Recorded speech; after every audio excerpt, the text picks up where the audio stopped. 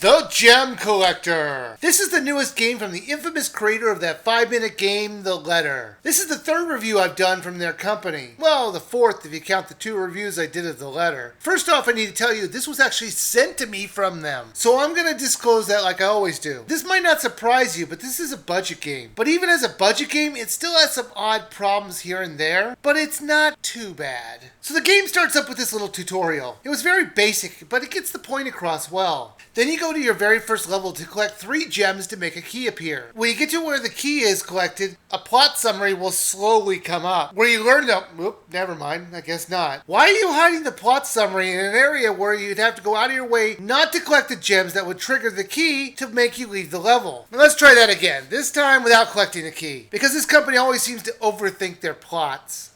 12 tribes, blah, blah, blah. You have to make some mad king happy. He'll kill everything if you don't. Oh, speed this thing up, please! Your name is Nomi, and you're from the Gnomic Earth Tribe? Jeez, whoever wrote this story needs to learn about paragraphs. So basically, you have to collect gems for some crazy king. That's a lot of words to say a very simple story. Here, how about this, guys? Shirtless guy robs places to make the leader happy, so he won't kill his family. 1 sentence, and it gets everyone on board. Seriously though, where are these places that we're looting? If this is a yearly thing, how on earth do they not run out of tombs or places to rob to get these gems? Plus, isn't this making us kind of the bad guy? I mean, we're collecting gems from places and murdering the animals in the locations just to save our family and friends? What about the family of that weird pig bug things? What if it was somebody's pet? The game is controlled okay. That's about as much praise I'm going to give it in that department. It was in no way tightly controlled. There's just too many hard jumps for this type of average control scheme. However, since death only restarts you at the beginning of a level, and the levels are not that long, this is just a minor issue. In most levels. When they scroll up, I lose any sympathy for the creator, because these levels are just terrible. It took me over 20 minutes just to beat one of these upward scrolling levels. And that was just on World 1. Graphically, it's very basic looking for the characters and the items you interact with, but the backgrounds look way better, which was disappointing. Why not put that level of detail into the actual game? All the regular textures kind of felt like a bundle that he got on sale somewhere. Another thing that I disliked was the layout of the hub worlds. There were doors you could go into, and they had 3 different kinds of locks in them. A key, a gem, and a coin lock. They're represented by different colors and looks,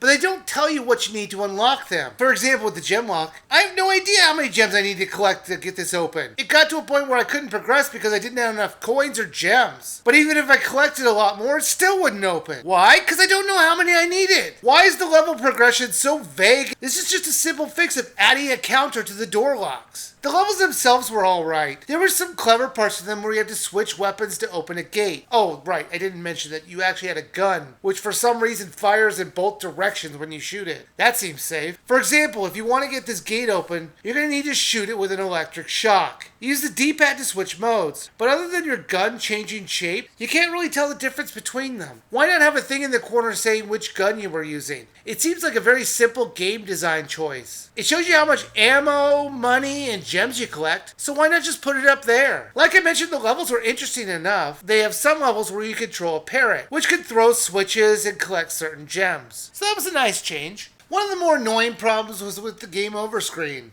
It's easy enough to accidentally go back to the main menu, and that happened to me many times in my frustration to get back to the level after dying. Worse yet, it defaults back to the new game selection, so you can accidentally lose one of your save files, as there is only one. And they make you start over from the beginning, which is exactly what happened to me when I hit level 4. And I certainly wasn't going to replay all those levels again. So if you're wondering why there's only a certain amount of levels here, that's why. It's not a snap judgment review, because I get what this game is. There's bonus levels that you can unlock if you collect enough of whatever it wants you to collect. But again, it doesn't tell you what they are, so I never really was able to unlock those either because I don't know how much it needs. Now you can play this with a second player if you have a Wii U Pro controller. And I do, but unfortunately mine isn't working right now, so I couldn't test that. I tried using one of my Wiimotes, but that didn't work. The Gem Collector was a pretty average game. It has annoying quirks and the controls needed to be tighter, but it's being released at a budget price of $2.99. And with 21 levels to explore, I think that's a fair price. This isn't a game that you're going to want to come back to, but it's a fun little time waster if you ever need it. So I do think it's worth a buy. Well, that's my review of the Gem Collector. Why don't you check out my last review of the first Skunk Bundle.